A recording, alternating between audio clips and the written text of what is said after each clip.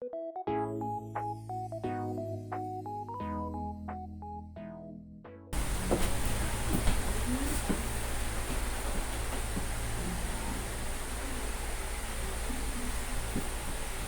mapagpalang hapon sa ating lahat. Ako nga po pala si Jay Teves, ang magtatalumpati patungkol sa karapatan ng mga estudyante. Sa puntong ito, bago ako magsimula, ay nais ko munang hingin ang inyong mga tenga upang inyong mapakinggan ang aking mga isasabihin. Karapatan ng mga estudyante. Ito ay isang pariralang madalas nating naririnig sa loob ng ating silid-aralan, ngunit madalas ding nakakalimutan.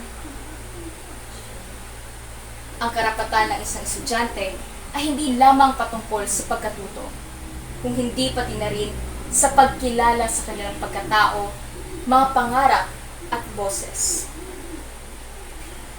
Ito ay hindi lamang isang koleksyon ng mga karapatan, kung hindi isang matibay na pundasyon tungo sa mas maayos at mas makabuluhang karanasan ng isang estudyante pagdating sa edukasyon. Sabi ng ilan, ang pagiging isang estudyante ay hindi mahirap, sapagkat ang kinakailangan mo lang gawin ay ang sumunod at ang gumalang sa iyong mga guro. Ngunit ang tanong, sapat ba ang pagsunod at paggalang sa iyong mga guro upang masiguro na maayos at makatarungan ang karanasan ng isang individual sa isang paaralan? Ang sagot ay hindi. Sabi nga nila, tayong lahat ay pantay-pantay.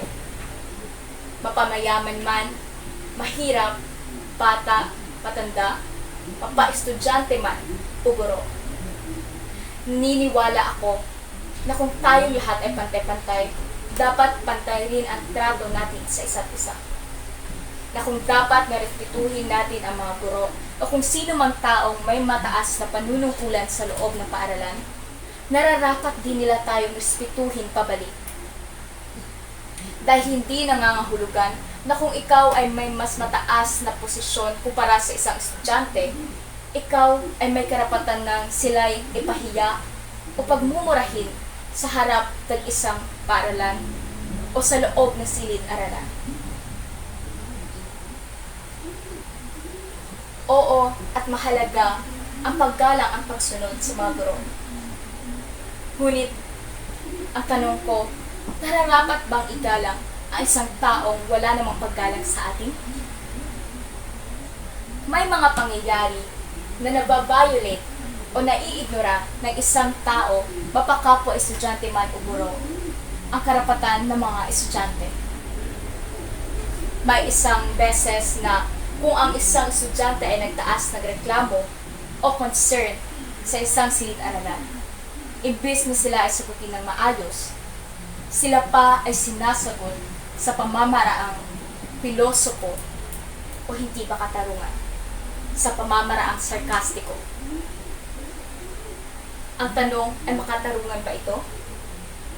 Siyempre hindi, sapagkat naniniwala ako na ang pagrespeto at paggalang ay hindi dapat one-sided lang, na kung dapat galangin ang mga guro, dapat galangin din nila tayo pabalik. Kung hindi man nila tayo kayang galangin bilang isang estudyante, ididalangin nila tayo bilang mga individual. Naniniwala ako na ang respeto at paggalang ay ang matitibay na pundasyon upang masiguro na maayos at mas mapanatili ang maayos na kalagayan sa loob ng isang paaralan.